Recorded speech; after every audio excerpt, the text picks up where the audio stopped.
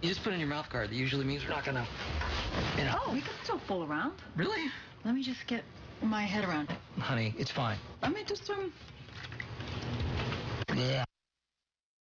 My favorite scene from date night. Okay, so how can you get what you want in the bedroom without having to deal with something like that? Well, Julie Jeske, our sexpert, as I like to call her, is here now with all the answers. Hello, hello. Hello. So this is different than the dirty talk segment we had a couple weeks ago.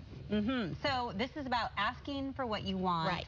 But why do people not ask for what they want? But most people are afraid. If they're not asking for what they want, there's some sort of fear there. Either fear of being disappointed, their partner might say no. Looking stupid. Fear of looking stupid or kinky or weird or something, you know.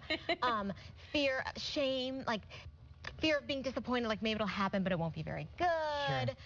Embarrassment, not quite knowing how to ask. You know, a lot of us don't know how to ask for things in general, so then you throw sex into the mix, and it's just very, very difficult for some people.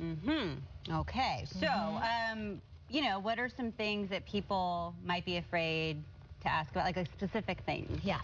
So, trying something new. I'm going to be very tame, don't worry. Maybe, yes, right? Maybe bringing a toy in, maybe trying something that is considered kinky for you. We all have different levels of what might be kinky for us.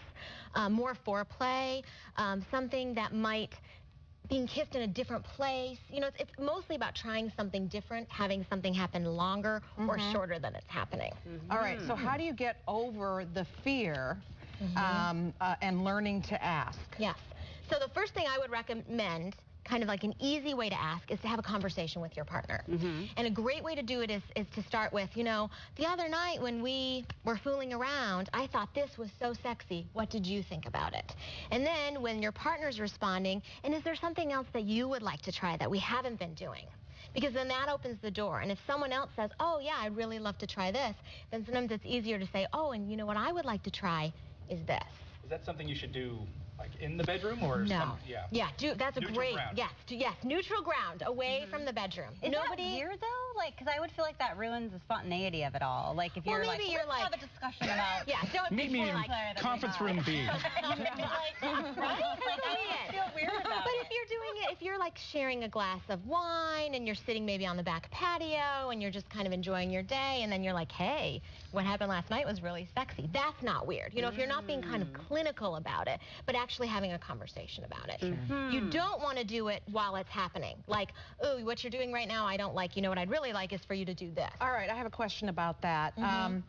So what happens if the other person asks and, like, you're horrified? By what? Can you give me an example? No. Let's have an example. Let me tell you what I did. But I would worry about that, you know. It's like, So here's a great, my gosh, no. Well, then you would ask, can you tell me why that would be sexy for you? Or what would be sexy about that? Or, gosh. Can you roll your eyes when you say that? What would be sexy about that? It would be, you know, you want to do it in a loving way, because you don't want to do the same thing you're afraid of someone doing to you. So, you know, trying to be open. I would never, ever suggest someone do something they don't want to do. You know, so if it's something you know you don't want to do and you have your boundaries about that, you can be honest and say, you know, I would have a really hard time doing that. Can we come up with a compromise? Is there something else we could do that would be sexy for you? And what, like, what if you just don't know what to ask for? Then I recommend kind of taking a personal inventory. Because often I talk to people who are like, I know I want something different, but I don't know what I want. Or I don't know how to say what I want, you know? And so, what do you like? Pay attention to that. You know, I'll have people do exercises where they're just touching each other, you know? And she's giggling over here. What? Like exploring each other's body. No. You do this at home. Nobody does this stuff in my office. No.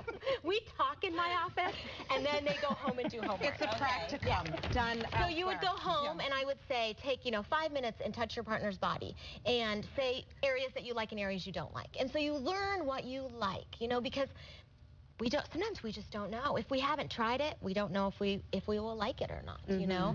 So sometimes it's like, I know I want something, but I don't know what it is. So if you don't want your partner to explore you, then explore yourself and figure out, you know, do some daydreaming, some fantasizing, kind of figure out what sounds sexy to you so that you can then ask for it. Lola's been kind of quiet over there. You have any thoughts? I have nothing to say because God knows. She's a picture of total satisfaction. Is that right? Well, I do want to ask you about this fantasy box that apparently you suggest. Our for people. homework. Yes. So I have kind of a level, it's like if you went to a yoga class, there's like a level 1 and there's level 2. Level 1 is this week practice asking for what you want. So each day ask for one thing. And it doesn't have to be about sex. It's just to get in the habit of asking. I was thinking more really like help a in the glass of bedroom. water. If you could bring me a glass of water. Or if you could rub my feet. You know, something that doesn't feel Overly scary. Yes. And something you know you'll probably get a yes to.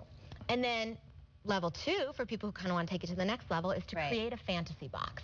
And so on little pieces of paper, you would write down things that you would like to try with your partner, things that are sexy to you, whether it's a role play or, you know, something you want to have happen, and you put them all in the box, and then you agree that the next time you're intimate, you're going to pull one out.